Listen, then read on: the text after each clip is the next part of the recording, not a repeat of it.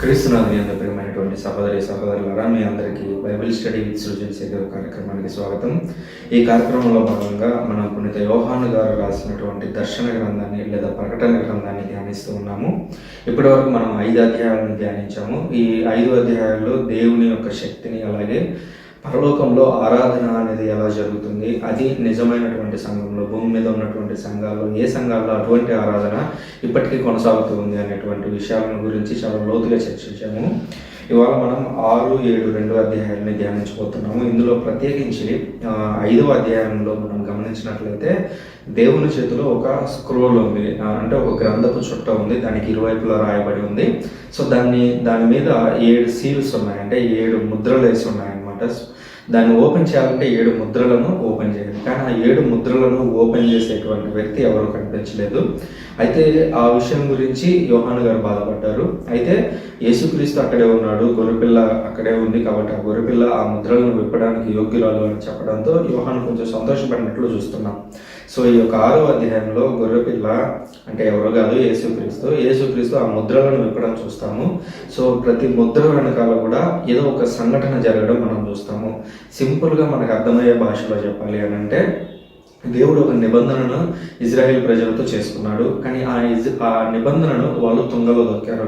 So ప్రతిసారి దేవుడు help చేద్దాం అనుకున్న ప్రతిసారి, దేవుడు సహాయం చేద్దాం అనుకున్న ప్రతిసారి కూడా వాళ్ళు తృణీకరించడము, ప్రవక్తలను పంపించడం, చంపడము ఇలాగ చేస్తూ ఉండేవాళ్ళు. సో పాత నిబంధనలో నుంచి మనం మీకు ఎగ్జాంపుల్స్ చూపించాము. దేవుడు ఇజ్రాయెల్ని శిక్షించాలని నిర్ణయించుకున్నాడు. సో అట్లా నిర్ణయించుకున్నటువంటి క్రమంలో జరగబోతున్నటువంటి ఘటనలే ఈ యొక్క ముద్రలు అని చెప్పొచ్చు. ఎందుకనంటే ఆ నిబంధన ఏదైతే ఉందో ఒక పత్రము, సో గ్రంథపు చుట్ట అని 5వ అధ్యాయంలో మనం చూస్తూ ఉన్నాం. సో ఆ గ్రంథపు చుట్టకు 7 ముద్రలు ఉన్నాయి. 7 ముద్రలు ఓపెన్ చేసేటప్పుడు ఏం జరగబోతుంది అనేది మనం 6, 7 అధ్యాయాల్లో ప్రత్యేకంగా గమనించబోతూ ఉన్నాం. ఇందులో ప్రతి ముద్ర ఓపెన్ చేయగానే ఒక విధమైనటువంటి శిక్ష అనేది యెరూషలేము నగరం మీద పడబోతుంది. సో 7 అనేది సాధారణంగా పరిపూర్ణ సంఖ్య. 7 ముద్రలు ఓపెన్ చేసేసరికి దాని మీద శిక్ష పడుతుంది. అయితే ఆ శిక్ష అంతటితో ఆగదు, ఇది ఒక కంటిన్యూషన్ ప్రాసెస్. ఎంతవరకు అని అంటే ఆ ఓల్డ్ ఇజ్రాయెల్ అనేది కంప్లీట్గా నాశనం అయిపోవాలి. నాశనం అయిపోయిన తర్వాత చర్చ్ అనేటువంటి నూతన యెరూషలేము అనేది వెలుగులోకి వస్తుంది. సో ఆ పాత యెరూషలేము అనేది నాశనం అయ్యే వరకు కూడా ఈ యొక్క అరిష్టాలు లేదంటే ఈ యొక్క కష్టాలు, కడగండ్లు అనేవి ఇజ్రాయేలీల మీద పడుతూనే ఉంటాయి. ఇది మనం 6వ అధ్యాయంలో చూడబోతున్నాము. సో ఓవరాల్ ఐడియా ఇచ్చినప్పుడు మనం ఒక్కొక్క వర్స్ నుంచి వెళ్తాము. సో 6వ అధ్యాయము 1వ వచనం పూర్తి. అప్పుడు గొర్రెపిల్ల ఆ 7 మొదటి ముద్రను విప్పుట చూచితిని.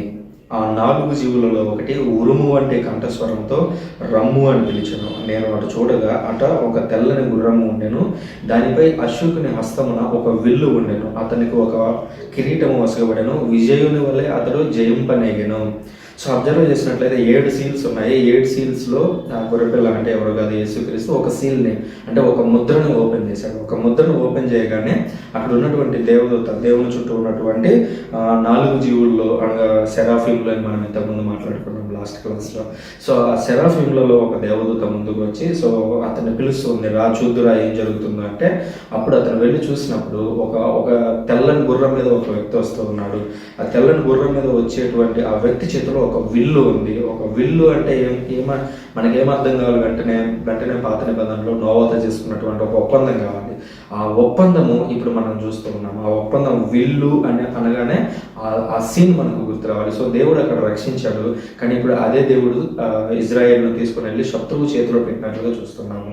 సో ఇది మనకు పాత నిబంధనలు అంతా కూడా, మీరు ప్రతి ప్రవక్త దగ్గరికి వెళ్ళండి, యెషయా దగ్గర నుంచి మలాకి వరకే.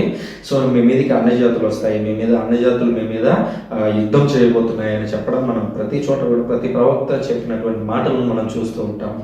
సో ఆ కోణంలో నుంచి ఆలోచించినట్లయితే ఇక్కడ తెల్లని గుర్రం మీద వస్తున్నటువంటి వ్యక్తి ఎవరో కాదు, రోమా రాజ్యం వచ్చి ఇజ్రాయెల్ దేశం మీద యుద్ధం చేయబోతోంది.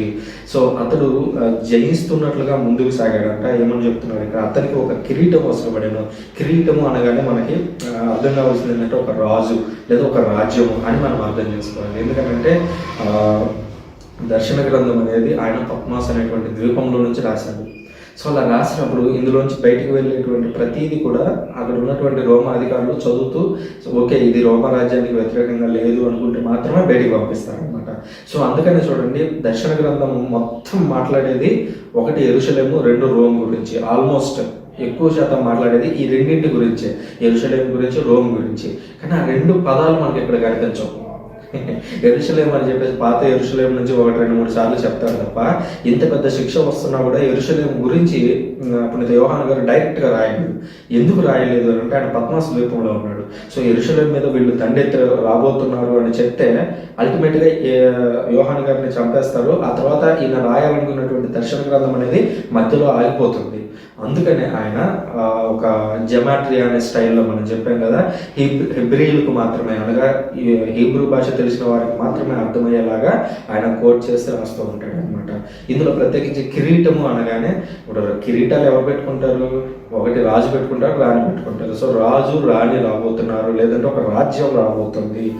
అతను విజయులు వలె జయింపనేగను, అనగా జయించడానికి ముందుకెళ్తున్నటువంటి వ్యక్తిగా ఆ రోమా రాజ్యం అనేది ముందుకు వెళ్తుంది. అది ఒకటవ గుర్రానికి సంబంధించినటువంటి విషయం. రెండవది, పిమ్మట గొర్రెపిల్ల రెండవ ముద్రను విప్పెను. 3వ వచనం, పిమ్మట గొర్రెపిల్ల రెండవ ముద్రను విప్పెను, అప్పుడు రెండవ జీవి రమ్ము అనట వింటిని. మరి ఒక గుర్రము బయలువెడలను, ఇది ఎర్రనిది, మానవులు ఒకరిని చంపుకున్నట్టు గాను భూమిపై సమాధానం లేకుండా చేయు శక్తి ఆ అశ్వికునకు వసగబడెను, అతనికి ఒక పెద్ద ఖడ్గము ఇవ్వబడెను. సో ఇది రెండవ ముద్రకు సంబంధించింది. మొత్తం ఒక బుక్ ఉంది. బుక్కి 7 సీల్స్ ఉన్నాయి, అంటే 7 ముద్రలు ఉన్నాయి. ఒక ముద్ర విప్పినప్పుడు ఒక రాజు రాబోతున్నాడని చూపించారు. రెండవ ముద్ర ఇప్పుడు గొర్రెపిల్ల విప్పగానే అక్కడ రెండవ సెరాఫిం దేవదూత ఇక్కడ ఏం జరుగుతుందో చూడు అని అంటే అప్పుడు ఒక ఎర్ర గుర్రం బయలుదేరిందంట. సో ఎర్ర అనేది అనగానే మనం అర్థం చేసుకోవాలి, ఎరుపు అనేది రక్తంతో అసోసియేట్ అయి ఉంటుంది, ఎరుపు అనేది బలులతో అసోసియేట్ అయి ఉంటుంది, ఎరుపు అనేది ప్రమాదంతో. ఇప్పుడు చూడండి, గ్రీన్ ఎల్లో రెడ్ లైట్ మనకు కనిపిస్తుంటాయి. రెడ్ లైట్ పడగానే ఏం చేస్తాం మనం? ఆగిపోతాం. ఎందుకనంటే రెడ్ అనేది ప్రమాదము, నువ్వు అంతకు మించి దాటి ముందుకెళ్ళావు అనుకుంటే ఈ పక్క నుంచి వచ్చే వాళ్ళు మిమ్మల్ని గుద్దేస్తారు. సో అట్లా అనమాట, ఎరుపు అనేది ప్రమాదానికి సంబంధించింది. సో ఇప్పుడు రెండవ గుర్రం రాగానే ఏం కనిపిస్తుందంట? మానవులు ఒకరిని చంపుకున్నట్టుకు భూమిపై సమాధానం లేకుండా చేయు శక్తి అశ్వికునకు వసగబడెను. మనం నిన్నటి క్లాసులో మాట్లాడుకున్నాం. ఏం చెప్పాము? టెంపుల్లోకి ఎంటర్ అవ్వగానే ముందు ఒక ఆల్టర్ ఉంటుంది, అది భూమికి సూచన. దాని తర్వాత సముద్రం ఉంటుంది, అది అన్యులకు సూచన. ఇప్పుడు ఇక్కడ భూమిపై సమాధానం లేకుండా అన్నాడు. భూమిపై సమాధానం లేకుండా అనగానే ఈరోజు మనం ఏమనుకుంటామంటే, మీరు నేను చదివేటప్పుడు భూమి అంటే ప్రపంచ భూమి మొత్తం అనుకుంటాం. కానీ ఇది స్పెసిఫిక్గా ఇజ్రాయెల్ దేశంలో ఉన్నటువంటి ఇజ్రాయెల్, పర్టికులర్లీ జెరూసలేం టౌన్ గురించి మాట్లాడుతున్నటువంటి విషయం అనమాట. భూమి అనగానే మనకు అదే గుర్తు రావాలి.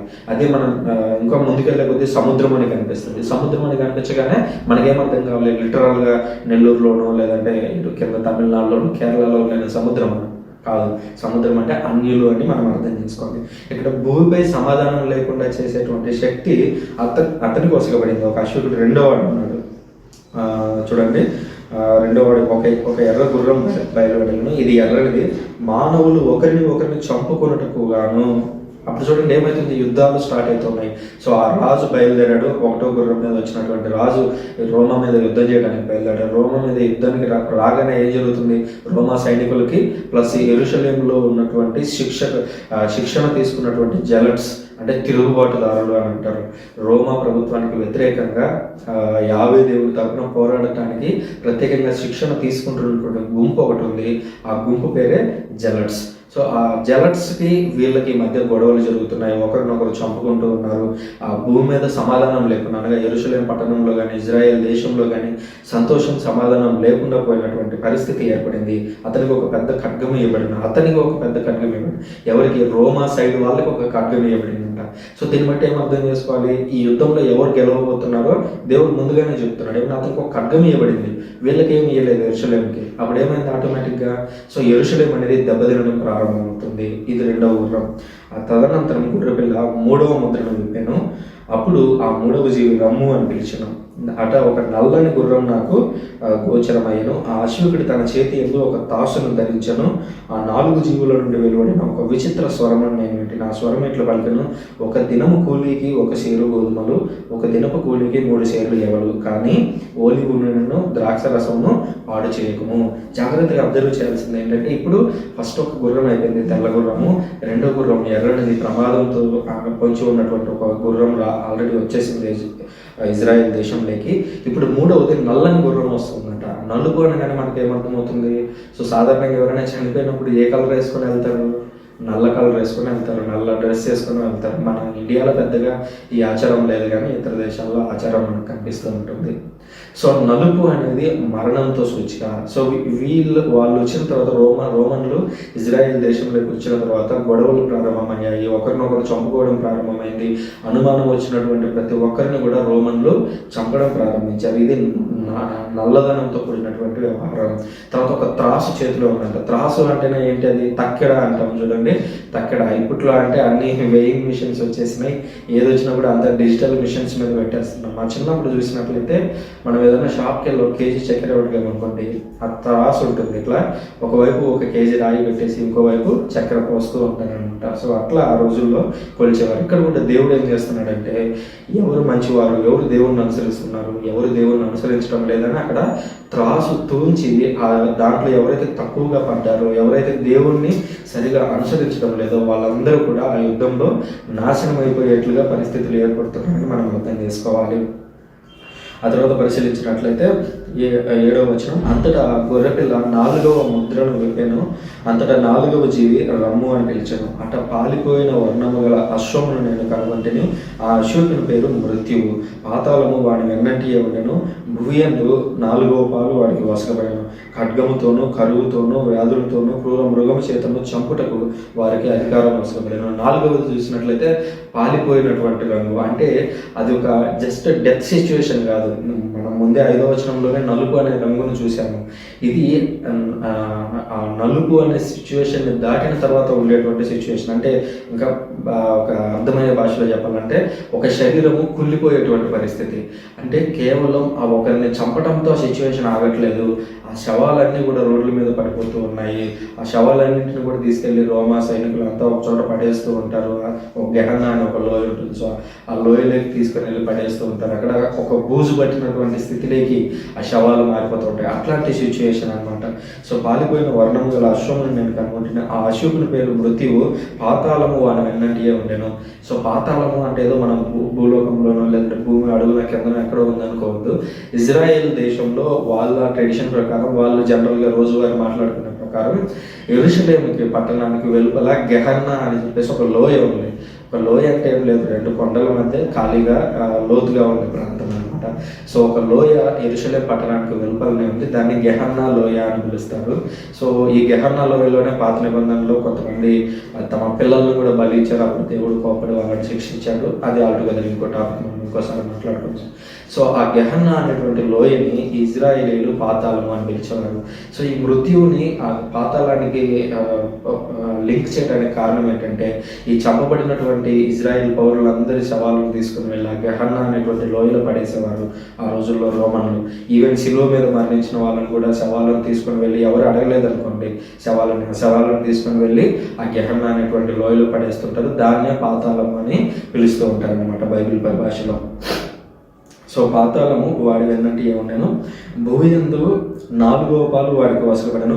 ఖడ్గముతోనూ కరువుతోనూ వ్యాధులతోనూ క్రూర మృగం చేతను చంపుటకు వారికి అధికారం వసకబడెను.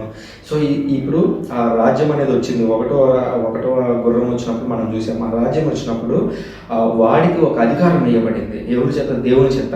ఎందుకంటే అల్టిమేట్గా దేవుడు అనేవాడు అనుమతి ఇవ్వకపోతే ఇజ్రాయెల్ను జయించడం అనేది ఎవరికి సాధ్యం కాదు. సో దేవుడు అక్కడ అనుమతి ఇచ్చాడు. ఎలాంటి అనుమతి ఇచ్చాడు చూడండి.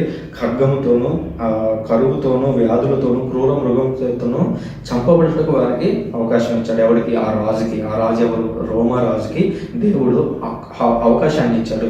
ఇది కేవలం ఈ కాంటెక్స్ట్లో నుంచి అర్థం చేస్తే ఓహో నువ్వు తప్పు చెప్తున్నావేమో అని అనుకుంటాం. కానీ ఒకసారి మనం పాత నిబంధనకు కూడా వెళ్ళి చూస్తాం. యెహెజ్కేలు గ్రంథము 4వ అధ్యాయము. యెహెజ్కేలు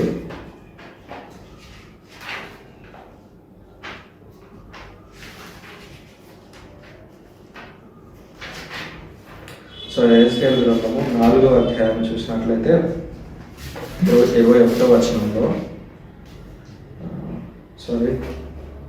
యెహెజ్కేలు 4:21, యెహెజ్కేలు 4:21. ఇక్కడ తప్పు ఉంది, నేను ఎక్కడ పొరపాటున మర్చిపోయినట్టున్నాను.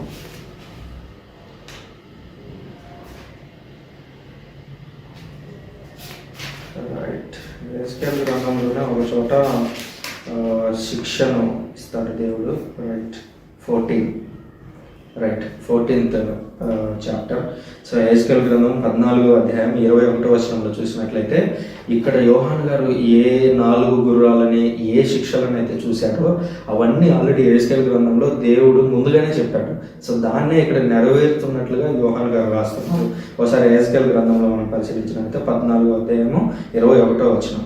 ప్రభువు అయిన యావే ఇట్లు చెప్పుచున్నాడు, నేను యెరూషలేము మీదికి పోరు, కరువు, వన్యమృగములు, రోగములు అను కఠిన శిక్షలు 4 పంపి అచ్చటి నరులను, పశువులను నాశనము చేయ తీర్పు తీర్చిన ఎడల అటు వారుండినను దానిని రక్షింపను. సో చూసారా, దేవుడు చాలా స్పష్టంగా ముందుగానే, అనగా దాదాపు కొన్ని వేల సంవత్సరాల ముందే, కొన్ని వందల సంవత్సరాల ముందే ఆ మాటను చెప్పాడు. యెరూషలేము మీదకి శిక్షణ పంపబోతున్నాను. ఎలా పంపబోతున్నాను? 4 రూపంలో పంపించబోతున్నాను. అదేంటి? పోరు, యుద్ధము, కరువు, వన్యమృగములు, రోగములు.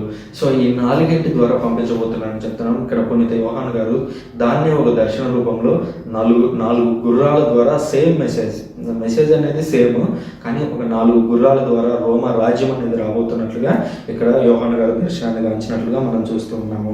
సో ఇది 8వ వచనం వరకు ఉన్నటువంటి విషయం. ఆ తర్వాత 9వ వచనం నుంచి చదువుతున్నాను. దర్శన గ్రంథము 6వ అధ్యాయము 9వ వచనం. అనంతరము గొర్రెపిల్ల 5వ ముద్రను విప్పెను. అంతటా దైవ పీఠము కింద దేవుని వాక్కును ప్రకటించి విశ్వాసపాత్రులైన సాక్షులై తత్ఫలితముగా చంపబడిన వారి ఆత్మలను చూసి తిని వారు స్వరములతో ఇట్లు అరచరి, సర్వశక్తిమంతుడు ఒక ప్రభు, పవిత్రుడా, సత్యస్వరూపి, భూలోకవాసులను తీర్పునకు గురి చేయకుండా ఎన్ని నాళ్ళు మా రక్తం నిమిత్తం వారిని శిక్షించుట ఎన్నడు అని అడుగుతున్నారంట. ఇది ఒక ఇంట్రెస్టింగ్ కంపారిజన్. అబ్జర్వ్ చేయండి. 6వ అధ్యాయంలో 4 గుర్రాలు ఉన్నాయి. ఆ 4 గుర్రాల ద్వారా శిక్ష అనేది యెరూషలేము మీదకి రాబోతుంది అనేది మనం చూసాము అప్పటి వరకు. 5వ ముద్రను విప్పగానే ఏం జరిగిందంటే చూడండి, దేవుని బలిపీఠం కింద, దైవ పీఠం కింద, అనగా మనం ముందుగానే చూసాము 4-5 అధ్యాయాలు చూసినట్లయితే ఒక గొర్రెపిల్ల పీఠం మీద కనిపించడం మనం చూసాం.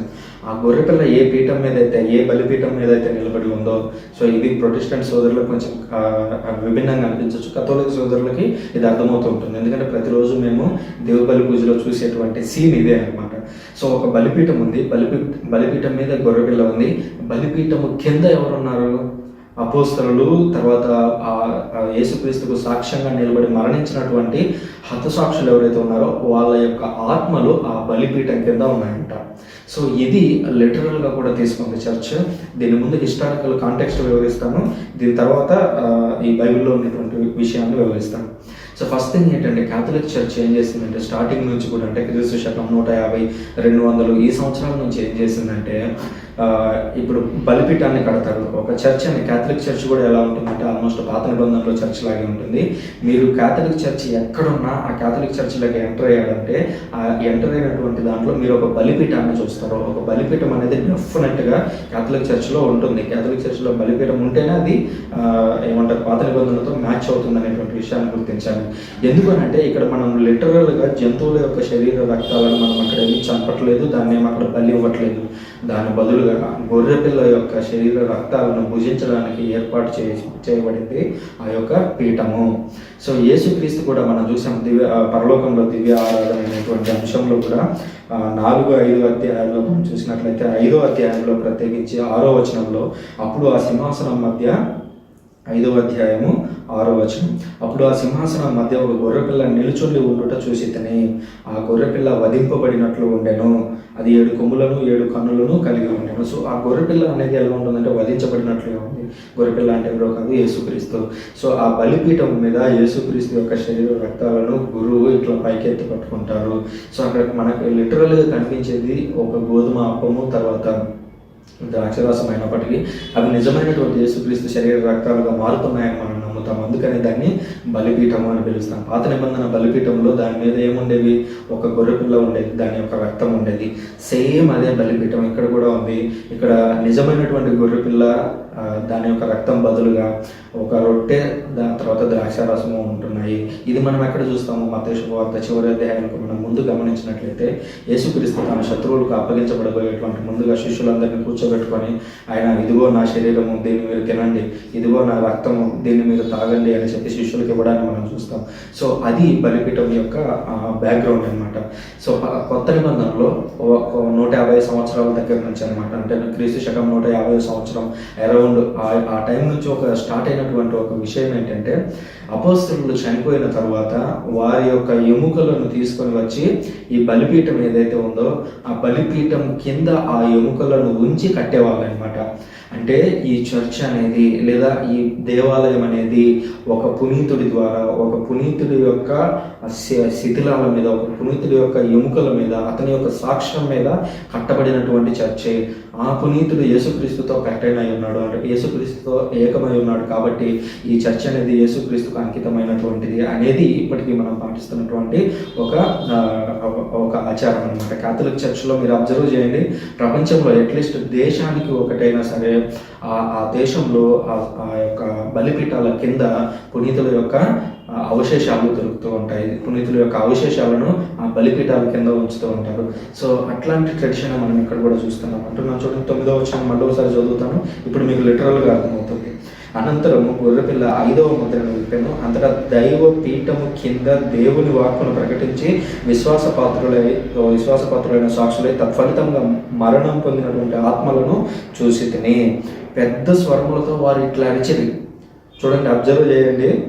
కొంతమంది ఏమంటారంటే ప్రొటెస్టెంట్ సోదరులు, సో చనిపోయిన వాళ్ళందరూ ఆల్రెడీ చచ్చిపోయి ఉంటారు, వాళ్ళు మాట్లాడలేరు, వాళ్ళు మౌనలోకం లేకపోతారు.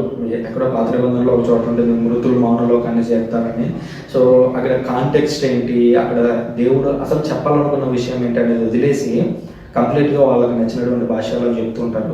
వాళ్ళ మాటలు పక్కన పెట్టండి. ఇక్కడ స్వయాన వాళ్ళే యేసుక్రీస్తుతో మాట్లాడుతున్నారు. ఇక్కడ ఎవరు చనిపోయినటువంటి ఆత్మలు, ఎవరు యేసుక్రీస్తు కోసం ప్రాణాలు అర్పించినటువంటి వారు బలిపీఠం కింద పరలోకంలో నుంచి మాట్లాడుతున్నారు. అబ్జర్వ్ చేయండి. ఎందుకంటే చనిపోయిన వాళ్ళు మౌనంగా ఉండరు. వాళ్ళు ఏదైనా ఇబ్బందులు పడుతుంటారు, లేదంటే దేవుని సన్నిధిలో ఉండి మాట్లాడుతుంటారు. వాళ్ళు ఏం మాట్లాడుతున్నారు చూడండి, వాళ్ళు అరచిరి, వాళ్ళు జస్ట్ మాట్లాడట్లేదు, కేకలు ఇస్తున్నారు. ఏమన్నా చూడండి, సర్వశక్తిమంతుడు ప్రభు, పవిత్రుడా, సత్యస్వరూపి, భూలోక వాసులను తీర్పునకు గురి చేయకుండా ఎన్ని నాళ్ళు, భూలోక వాసులను శిక్షించు అంటున్నారు వాళ్ళు. అరే వీళ్ళేంట్రా బాబు, పైకి వెళ్ళి పరలోకంలో ఉన్న వాళ్ళు కింద వాళ్ళకి మంచి జరగాలి కానీ ఎందుకు వాళ్ళని శిక్షకు గురి చేయట్లేదు, ఎందుకు వాళ్ళని శిక్షించట్లేదు అని అడుగుతున్నారు అని ఆలోచిస్తున్నారా? ఇక్కడ భూలోక వాసులు అని అన్నాడు. మనం ఆల్రెడీ టెంపుల్ గురించి మాట్లాడుకున్నాం. సో భూమి అంటే ఏంటి? టెంపుల్ ప్రకారం ఇజ్రాయెల్ దేశం. సముద్రం అంటే ఏంటి? అన్యులు. సో ఇక్కడ వాళ్ళు ఏమంటున్నారు? భూలోక వాసులను శిక్షకు గురి చేయకుండా ఉంటాయి ఎన్ని నాళ్ళు అంటే ఇజ్రాయెల్ దేశ ప్రజలను. ఎందుకని? వాళ్ళే అనేక మంది ప్రవక్తలను చంపారు. అదే యేసుక్రీస్తు కూడా చెప్పడం మనం చూస్తాం. మత్తయి శుభవార్త 23వ అధ్యాయము, మత్తయి శుభవార్త 23వ అధ్యాయము 37వ వచనంలో, యెరూషలేమా యెరూషలేమా, యేసుక్రీస్తు అంటున్నాడు ఈ మాటలు. సో యెరూషలేమా యెరూషలేమా, నీవు ప్రవక్తలను చంపి దేవుడు పంపిన ప్రతినిధులపై రాళ్ళు రువ్వుచున్నావు. కోడి రెక్కలు చాపి తన పిల్లలను ఆదుకున్నట్లు నేను ఎన్ని పర్యాయములు నీ పిల్లలను చేరదీయబడినను నీవు అంగీకరింపకపోతివి. ఇదిగో నీ గృహము నిర్మానుష్యమగును అని యేసుక్రీస్తు అంటున్నాడు. గృహము నిర్మానుష్యమగును అంటే ఏంటి? ఏదో అందులో ఉన్న వాళ్ళు చచ్చిపోవాలి, లేదంటే కంప్లీట్గా కొత్త ప్రదేశానికి వెళ్ళాలి. సో ఆ రెండే జరిగినాయి. ఒక గృహం అనేది ఎప్పుడు నిర్మానుష్యం అవుతుంది? మనుషులు లేకుండా ఆ ఇల్లు అనేది ఎప్పుడు ఉంటుంది? సో ఆ ఇంట్లో వాళ్ళు మొత్తం చనిపోవాలి, లేదా ఇంట్లో వాళ్ళు మొత్తం కొత్త ఇంటికి షిఫ్ట్ అవ్వాలి. ఈ రెండే జరిగినాయి ప్రపంచంలో. ఒకటి, యూదుల్లో చాలామంది యేసుక్రీస్తుని ఆ రోజుల్లో ఎవరైతే అంగీకరించలేదో, ఎవరైతే ప్రవక్తలను హింసించారో, ఎవరైతే యేసుక్రీస్తు మరణంలో పాలు పంచుకున్నారో వాళ్ళందరూ మరణించారు. రెండవది, మిగిలిన వాళ్ళు ఎవరైతే యేసుక్రీస్తును అంగీకరించారో వాళ్ళు క్రైస్తవులుగా మారిపోయారు. అక్కడ ఉన్నటువంటి మిగిలిన వాళ్ళందరూ కూడా అక్కడ శిక్షణ పొందినట్లుగా మనం చూస్తూ ఉన్నాం. అక్కడ ఆ మాట ఇక్కడ నెరవేరుతున్నట్లుగా మనం చూస్తున్నాం. వీళ్ళు అంటున్నారు, పునీతులందరూ కూడా, వాళ్ళని ఎప్పుడు శిక్షిస్తావు, నువ్వు యెరూషలేమును ఎప్పుడు శిక్షిస్తావు? ఎందుకంటే వీళ్ళందరికీ తెలుసు, పాత నిబంధనల నుంచి దేవుడు చెబుతూ వస్తున్నాడు, యెరూషలేమును శిక్షించబోతున్నాను అని. సో ఎప్పుడు శిక్షిస్తావు అని చెప్పేసి వాళ్ళు అడగడం మనం చూస్తూ ఉన్నాము. సో 11వ వచనంలో అంటున్నారు. తర్వాత ఇంకొక మాట గుర్తొచ్చింది. సో ఈ చనిపోయినటువంటి వారి ఆత్మలు అనేవి మాట్లాడతాయి, దేవునికి తమ స్వరాన్ని వినిపిస్తాయని చెప్పడానికి ఒక బెస్ట్ ఎగ్జాంపుల్ కూడా మనకి ఎక్కడ కనిపిస్తుంది? ఆదికాండంలోనే కనిపిస్తుంది. ఇదేదో ఇక్కడ మొదలైనటువంటి పరంపర కాదు. పాత నిబంధనలు ఆదికాండంలో మొట్టమొదటి పుస్తకంలోనే కయీను ఆబేలు వృత్తాంతంలో మనం చదువుతాం. కయీను వచ్చి హేబేలును చంపినప్పుడు ఏమైంది చూద్దాం ఒకసారి. అది కూడా ఆదికాండము 4వ అధ్యాయము. ఆదికాండం 4వ అధ్యాయంలో కయీను తన తమ్ముడైనటువంటి హేబేలును చంపిన తర్వాత 10వ వచనంలో అంటూ ఉన్నాడు, హేబేలు యొక్క ఆత్మ గురించి దేవుడు మాట్లాడుతూ అంటున్నాడు. దానికి ప్రభువు, అయ్యో కయీను, నీవెంత పని చేసితివి, నీ తమ్ముని నెత్తురు నేల నుండి గొంతెత్తి నాకు మొరపెట్టుచున్నది. సో అక్కడ రక్తం మాట్లాడడం ఏంటి? రక్తం ఎక్కడైనా మాట్లాడుతుందా? ఎందుకంటే బైబిల్ పరిభాషలో రక్తము అనేది ప్రాణంతో సమానము. ఇది ఎక్కడ చూస్తాం మనము? లేవి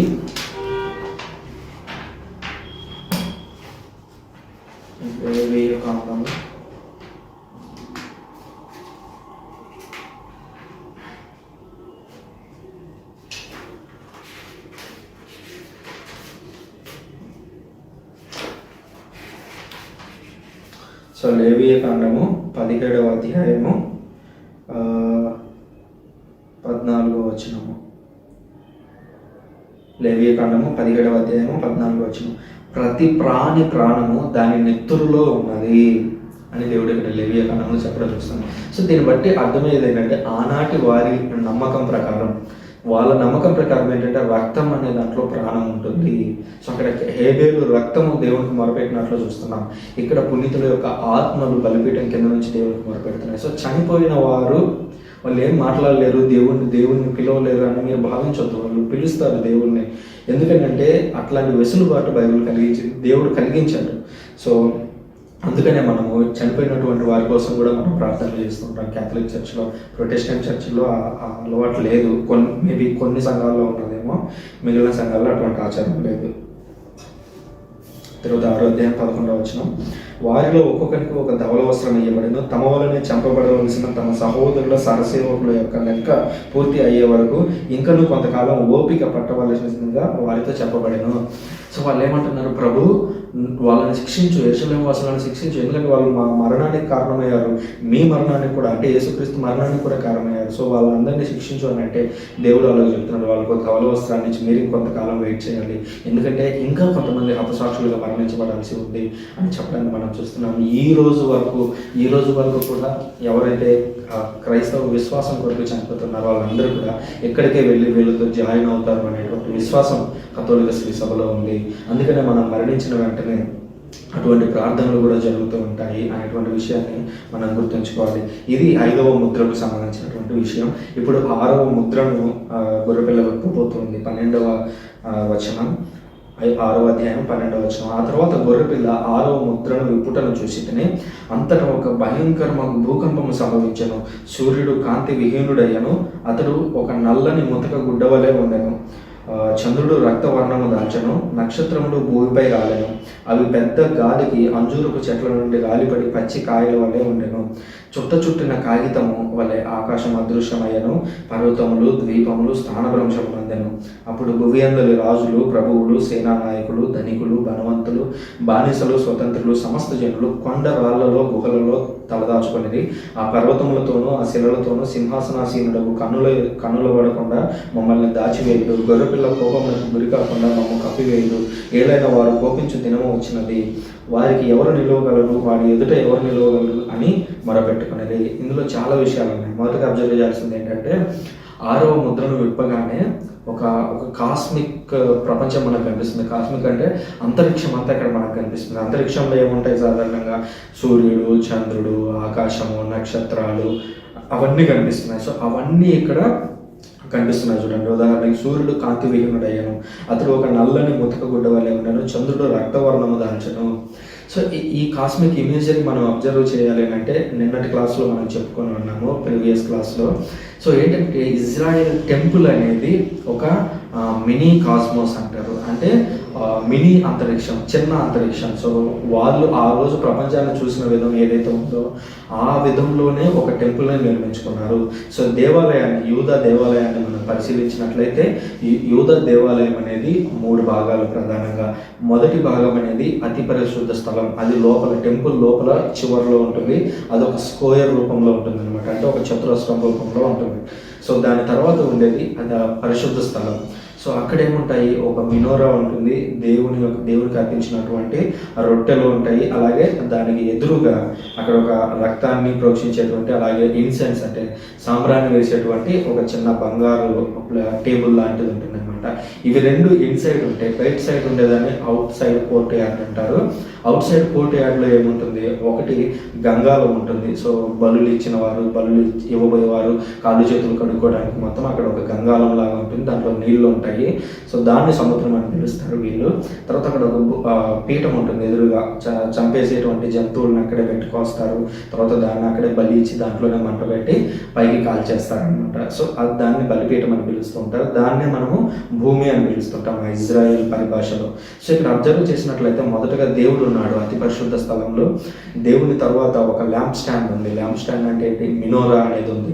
మినోరా అనే దానికి 7 క్యాండిల్స్ వెలిగించడానికి వీలుగా ఉంటుంది అనమాట. సో ఆ 7 క్యాండిల్స్నే వీళ్ళు సాధారణంగా 5 గ్రహాలు ప్లస్ సూర్యుడు ప్లస్ చంద్రుడు అని చెప్పేసి ఇజ్రాయేలీలో నమ్మేవాళ్ళు. అదొక ట్రెడిషన్, అది లిటరల్ కాదు. మినీ కాస్మోస్ని చూపించడానికి, దేవుడు సృజించినటువంటి సృష్టిని చూపించడానికి గుర్తుగా వాళ్ళు పెట్టుకున్నటువంటి ఒక ఆచారం అని గుర్తుంచుకోవాలి. సో ఆ మినోరా ఏదైతే ఉందో అది సూర్యుడు, చంద్రుడు ప్లస్ 5 గ్రహాలు. సో 7 కొవ్వొత్తులు ఎప్పుడు కూడా అక్కడ వెలుగుతూనే ఉండాలి, అంటే ఆ మినీ కాస్మోస్ అనేది ఎప్పుడు కూడా నడుస్తూనే ఉంటుంది అనేది వారి యొక్క నమ్మకం. సో ఇప్పుడు మనం అబ్జర్వ్ చేసినట్లయితే ఆ తరువాత గొర్రెపిల్ల 6వ ముద్రను విప్పుటను చూసిందని, అప్పుడు ఒక భయంకరమైన భూకంపము సంభవించను. భూకంపము అనగానే మనం లిటరల్గా అక్కడ భూమి షేక్ అయింది, భూమి చీలిపోయింది అని ఆలోచించకూడదు. సైనికులు వాళ్ళందరూ ఎలా చేసుకుంటూ వస్తారు, కవాతు చేసుకుంటూ వస్తారు రోడ్డు మీద. సో కవాతు చేసుకుంటూ వచ్చేటప్పుడు వచ్చే శబ్దం ఎలా ఉంటుంది, మీరు కావాలంటే తర్వాత ఎక్కడైనా చూడండి, యూట్యూబ్లో మేబీ వీడియోస్ ఉంటాయి. కవాతు చేసేటప్పుడు కొన్ని బ్రిడ్జ్ల మీద అనుమతి ఇవ్వరు, ఎందుకంటే ఒకేసారి కవాతు చేస్తే వచ్చేటువంటి వైబ్రేషన్కి బ్రిడ్జ్లు కూలిపోయే అవకాశం ఉంటుంది. ఇది మేము ఎప్పుడు 5వ తరగతి 6వ తరగతి చదువుకునేటప్పుడు అందులో క్వశ్చన్ అనమాట, సైనికులని ఎందుకు కవాతు చేస్తూ బ్రిడ్జ్ల మీద అనుమతి ఇవ్వరు అని. ఎందుకనంటే వాళ్ళు కవాతు చేసేటప్పుడు ఒకే వైబ్రేషన్ వస్తుంది కాబట్టి బ్రిడ్జ్ కూలిపోయేటువంటి అవకాశం ఉంటుంది. ఇక్కడ భూకంపం అంటే అట్లాంటి సిచ్యువేషన్తో మనం పోల్చాలన్నమాట. సైనికులందరూ నడుచుకుంటూ వస్తుంటే ఎట్లా ఉంటుంది, మీరు మేబీ సినిమాల్లో కూడా కొన్ని సినిమాల్లో చూసింటారు కదా, సైనికులందరూ అడుగులు వేసుకుంటూ వస్తుంటారు. సో అదొక భూకంపం లాగా ఉంటుంది, అది భూమిని వణికిస్తున్నట్టుగా వైబ్రేట్ చేస్తున్నట్లుగా ఉంటుంది. అంటే ఒక శిక్ష రాబోతుంది, సైనికులు రాబోతున్నారు, శిక్షించే వాళ్ళు రాబోతున్నారు అనేటువంటి ఉద్దేశంతో ఒక భయంకరమైన భూకంపం సంభవించను. సూర్యుడు కాంతి విహీనమయ్యను, అతడు నల్లని ముతక గుడ్డగాలే ఉండను. సో సూర్యుడు కాంతి విహీనం కావడం అంటే ఏంటి, ఆ మినోరాని వాళ్ళు కూల్చేస్తున్నారు, టెంపుల్ని వాళ్ళు కూల్చేస్తున్నారు. టెంపుల్ని కూల్చేసి మినోరాని ఆఫ్ చేశారంటే అర్థం ఏంటి, మినోరా అనేది ఎప్పుడు వెలుగుతూనే ఉండాలి. అక్కడ ఉండేటువంటి టెంపుల్ ప్రీస్టులు దాంట్లో ఎప్పుడు ఆయిల్ పోస్తుంటారు, అది ఎప్పుడు వెలుగుతూనే ఉండాలి. అది ఆరిపోయే సీన్ లేదనమాట. ఒకవేళ అది ఆరిపోతే అది అరిష్టం అని భావిస్తారు. సో అట్లాంటి సిచ్యువేషన్లో ఆ దీపం మొత్తాన్ని పడేస్తున్నారు, టెంపుల్నే పడేస్తున్నారు. ఇక మెనోరా గురించి ఆలోచించడానికి ఏముంది. సో అంటే ఆ టెంపుల్ను పడేసినప్పుడు ఏమవుతుంది, సూర్యుడు కాంతి విహీనుడు అవుతాడు, నల్లని ముతుకు గుడ్డ వలె ఉండను, చంద్రుడు రక్తవర్ణం దాల్చను. అది పడేసినప్పుడు ఏమవుతుంది, ఆటోమేటిక్గా మంటలన్నీ చెలరేగుతుంటాయి. ఎందుకంటే యెరూషలేము నగరాన్ని మొత్తం వాళ్ళు తగలబెట్టారు, ఆ రోజుల్లో లిటరల్గా తగలబెట్టారు, మంటలతో తగలబెట్టారు. సో అక్కడ టెంపుల్ అంతా కాలిపోతుంది, దాన్ని రాళ్లను పగలగొట్టి ఆ బంగారాన్ని కరిగిస్తున్నారు రోమన్ సైనికులు. ఎందుకంటే ఆ రాళ్ల మధ్యలో ఉన్నటువంటి టెంపుల్ యొక్క రాళ్ల మధ్యలో ఉన్నటువంటి బంగారాన్ని తీసుకోవడం కోసం అక్కడ మంటలు పెట్టినట్లుగా మనం చూస్తూ ఉన్నాము. తర్వాత 14 వచ్చిన చుట్టిన కాగితం వల్లే ఆకాశం అదృశ్యమైనను, పర్వతములు ద్వీపములు స్థానభ్రంశమునందెను. ఆకాశం అంట కాగితంలాగా చుట్ట చూసినట్లుగా అయిపోతుంది. అంటే ఏంటి, ఆ ఆకాశం అంటే ఏంటి, టెంపుల్ మీద ఉన్నటువంటి ఒక వెయిల్, టెంపుల్కి అతి పరిశుద్ధ స్థలంలో తర్వాత పరిశుద్ధ స్థలానికి డివైడ్ చేసేటువంటి మధ్యలో ఒక క్లాత్ ఉంటుంది. సో ఆ క్లాత్ అనేది ఏ రంగులో ఉంటుంది తెలుసా? మనం సాయంత్రం పూట ఆకాశాన్ని చూస్తే ఎట్లా కనిపిస్తుంది, కొంచెం పర్పుల్ కలర్లో, కొంచెం పింక్ కలర్లో అదంతా కనిపిస్తుంది కదా. సో అట్లాంటి కలర్లోనే ఆ టెంపుల్లో ఒక క్లాత్ ఉండేది అనమాట. ఆ క్లాత్ యేసుక్రీస్తు చనిపోయినప్పుడు కూడా ఆ క్లాత్ చినిగిపోయిందంటారు చూడండి, సేమ్ అదే క్లాత్ అనమాట. సో ఆ క్లాత్ అంతా కూడా కాగితంలాగా చుట్టబడింది. ఎందుకంటే అది ఆకాశం, దాని మీద అంతా కూడా నక్షత్రాల బొమ్మలు అవి ఇవన్నీ కూడా అప్పట్లో గీయించారు. సో అది చుట్టపడుతుంది, అంటే దాన్ని పడేశారు. అది దారుణమైన పరిస్థితికి వచ్చేసింది. దాని తర్వాత పర్వతములు ద్వీపములు స్థానభ్రంశం నందెను. పర్వతములు ద్వీపములు అని అంటే మనం ఎట్లా అర్థం చేసుకోవాలంటే నాయకులు అని అర్థం చేసుకోవాలి. సో కొందరు ఫర్ ఎగ్జాంపుల్ అప్పటికి ఒక సన్హెడ్రిన్ అని ఒక సభ ఉంది, సుప్రీంకోర్టు లాగా. ధర్మశాస్త్ర ఉపదేశకులు, పరిచయులు, సదస్యులు, అందులో సభ్యులు. సో వీళ్ళందరూ కూడా నాయకులు, వాళ్ళని నడిపించేటువంటి నాయకులు. సో వీళ్ళందరూ కూడా స్థానభ్రంశం నందుతున్నారు. అంటే వాళ్ళ యొక్క అధికారం పోయింది. ఇక వాళ్ళ పొజిషన్ వచ్చేసి సామాన్య మానవుల లెక్క అయిపోయింది. ఎందుకంటే రోమన్లు వచ్చి వీళ్ళందరి మీద కూడా యుద్ధం ప్రకటిస్తూ ఉన్నారు, యుద్ధం చేస్తూ ఉన్నారు. 15వ వచనం, అప్పుడు భూమి అందరి రాజులు, ప్రభువులు, సేవా నాయకులు, ధనికులు, బలవంతులు, బానిసలు, స్వతంత్రులు, సమస్త జనులు కొండరాళ్లలో గుహలలో తలదాచుకునేది. భూమి అందరి అనగానే మీరు ప్రపంచమంతా ఊహించొద్దు. యెరూషలేములో ఆల్టర్ అనేది ఇజ్రాయెల్ దేశానికి మాత్రమే అది ఒక సూచిక అనమాట. సో ఆ ఇజ్రాయెల్ దేశంలో ఉన్నటువంటి నాయకులందరూ, నాయకులు, రాజులు, ప్రభువులు, అంటే హైరార్కీని ఎక్స్ప్లెయిన్ చేస్తున్నాడు దేవుడు. సో దేవుడు ఉంటాడు, ప్రభువులు ఉంటారు, రాజులు ఉంటారు, ప్రవక్తలు ఉంటారు, ప్రజలు ఉంటారు. సో అట్లాగే వీళ్ళందరూ కూడా, ఆ నాయకులు ఎవరైతే ఉన్నారో వాళ్ళందరూ కూడా వెళ్ళి కొండలలో తలదాచుకుంటున్నారంట. ఇది మనం ఎక్కడ చూస్తాము? ఇదే విషయం ఒక వచనం చదివి మనం పాత నిబంధనలో దాన్ని చూద్దాం. ఎందుకంటే దేవుడు ఈ మాటను కూడా పాత నిబంధనలు ఎప్పుడు కొన్ని వందల సంవత్సరాల ముందే రాయించాడు. సో 16వ వచనం చూసినట్లయితే, ఆ పర్వతములతోనూ శిలలతోనూ వారు సింహాసనాసీనుని కన్నులు పడకుండా మమ్మల్ని దాచివేయడు, గొర్రెపిల్ల కోపమునకు గురి కాకుండా మమ్మల్ని కప్పివేయడు. సో గొర్రెపిల్ల కోపడడం ఇక్కడ మనం చూస్తున్నాం. అంటే ఒక శిక్ష అనేది రాబోతూ ఉంది. సో ఆ శిక్షకు మేము దొరకకుండా మమ్మల్ని కాపాడు అని చెప్పేసి వీళ్ళు కొండల దగ్గరికి వెళ్ళి, పర్వతాల దగ్గరికి వెళ్ళి శిలలతో వాళ్ళు చెప్పుకుంటున్నారంట. సింహాసనాసీనునికి మమ్మల్ని కనిపించకుండా చేయండి, దేవుడికి మమ్మల్ని కనిపించకుండా చేయని దానికి చెప్పుకుంటున్నారంట. ఎందుకు 17వ వచనంలో, ఏలైనా వారు కోపించు దినం వచ్చినది, వారికి ఎవరు ఎదురు నిలవగలరని మొరపెట్టుకున్నది. ఒకటి దేవుడు, 2 గొర్రెపిల్ల, వీళ్ళిద్దరికి కోపం వచ్చింది. యావే దేవుడికి కోపం వచ్చింది, యేసుక్రీస్తు కోపం వచ్చింది. వాళ్ళిద్దరికి కోపం వచ్చిన తర్వాత ఇంకా మేము ఎవరు ఎదుట నిలవగలమని కొండలకి చెప్పుకుంటున్నారంట. వాళ్ళు లిటరల్గా కొండల దగ్గరికి వెళ్ళి రాళ్ళకి చెప్తారా? కాదు. దానికి ఒక మాట ఉంది ఆల్రెడీ. హోషేయ గ్రంథం 10వ అధ్యాయము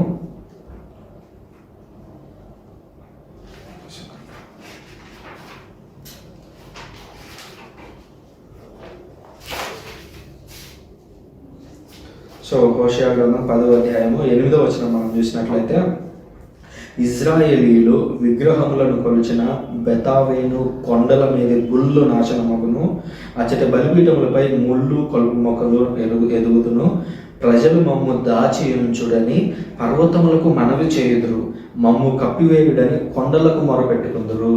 సో వీళ్ళు లిటరల్గా కొండల దగ్గరికి వెళ్ళి కొండలకు చెప్పుకునేది. ఆల్రెడీ అక్కడ కొంచెం విగ్రహారాధన చేశారు వాళ్ళు. ఆల్రెడీ అప్పటికి అక్కడ కొన్ని బలిపీఠాలను కట్టారు.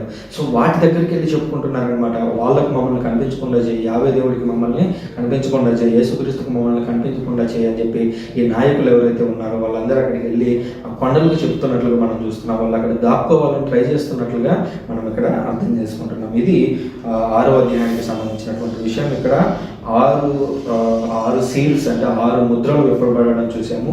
7వ ముద్ర ఉంది, అది ఇంకా ఘోరంగా ఉంటుంది. అయితే 7వ ముద్ర కంటే ముందు ఒక చిన్న గ్యాప్ కనిపిస్తుంది. ఆ గ్యాప్లో ఏంటంటే దేవుడు ఎన్నుకున్నటువంటి ప్రజల గురించి మనం ఇప్పుడు చూడబోతున్నాం. 7వ అధ్యాయం అంతా కూడా దేవుడు ఎన్నుకున్నటువంటి ప్రజల గురించి ఉంటుంది అనేటువంటి విషయాన్ని గుర్తించండి.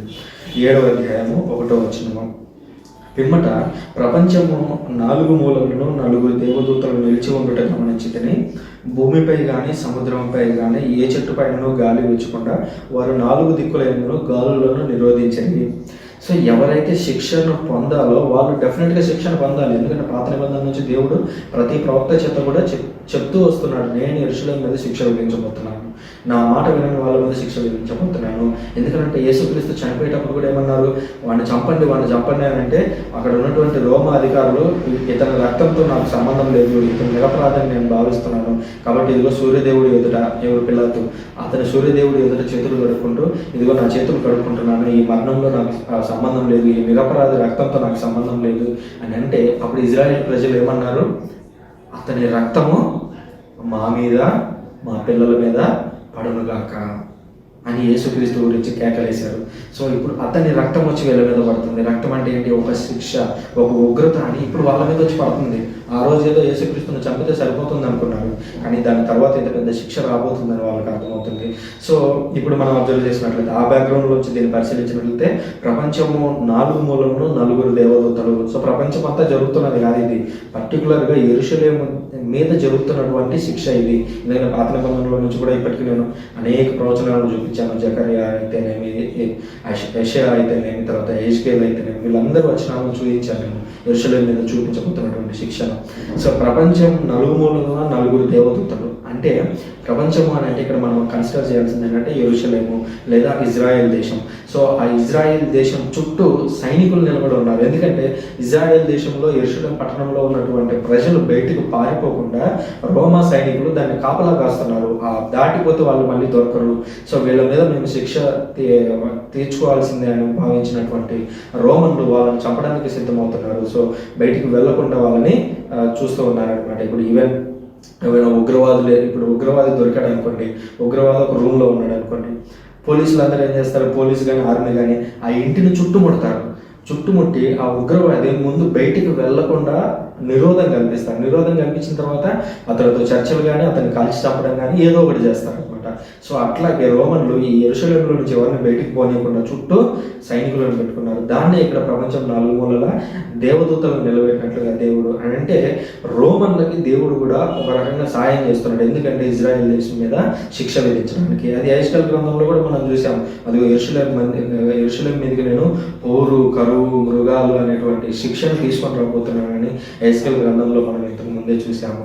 సో అక్కడ దేవుడు కూడా రోమన్ల తరపున నిలబడినట్టు చూస్తున్నాం. ఎందుకంటే దుష్టులకు శిక్ష విధించడం దేవుని యొక్క పని.